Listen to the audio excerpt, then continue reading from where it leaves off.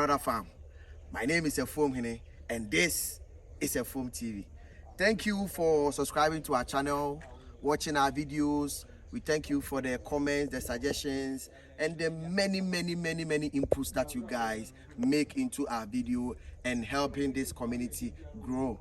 If today is your first time on this channel, this is Efom TV, where we discuss anything agribusiness, from animal farming to crop farming, any kind of animal, any kind of crop. Please click on the subscribe button, share this video, and leave us a comment. You'll be also kind to click on the notification bell so that anytime we load a video, you'll be first to watch and to pick up a thing or two from it. Today we are at Tomifa. Tomifa is on the Kasua Domiabra Road, and here we have built this massive greenhouse. This has never been built by me before, a greenhouse as big as this one. This is a 60 by 160 feet greenhouse. So we are talking about 9,600 square feet, or if you like 2,900 square meter.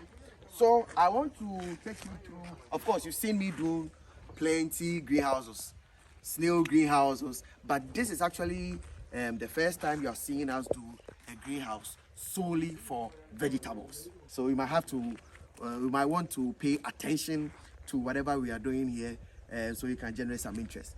So for vegetable greenhouse, if it is not big, it is not worth it, because you need your produce in some amount of quantity to be able to make back the money that you invested.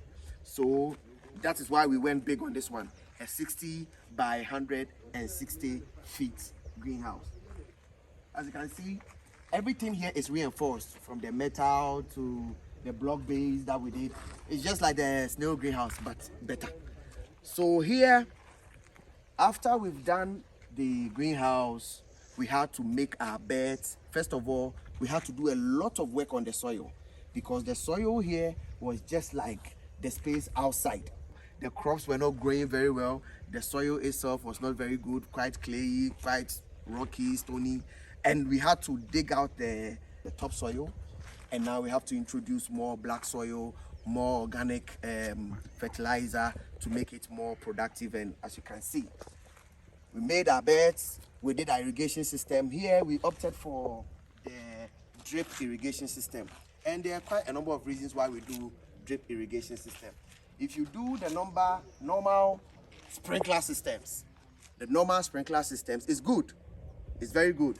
But the normal sprinkler systems encourages a lot of weed in between the beds, okay? And that's why we do the drip system. So if you look at this drip system, this is your valve. This valve controls only this line. So every drip or drip line has a valve that controls that particular line. So it is very easy to irrigate a particular bed without the other. So here, if you want to irrigate only these two, we open these two and then we close all the rest. And that is one of the importance of doing the drip irrigation system. It gives you control over each bed that you want to irrigate. Now another advantage of doing the drip system is that compared to other systems, I already said, it helps you control the weeds in between the beds. So if we were doing the normal irrigation system, the sprinklers will sprinkle water into the beds, so encouraging weeds to grow in between the beds. But because this is drip, it is only dripping on where the crops are.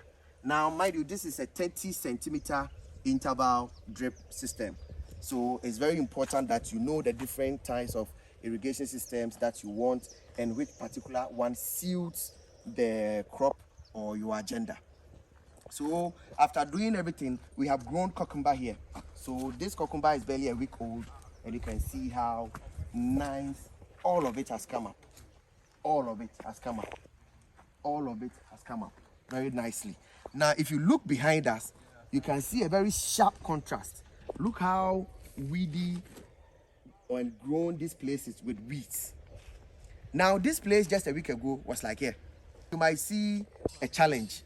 I see an opportunity, because this shows you that the soil is very fertile, and look at how green and you know how grown these crops are, these weeds are. So it means that anytime we're able to transplant our seedlings. Now this is cucumber.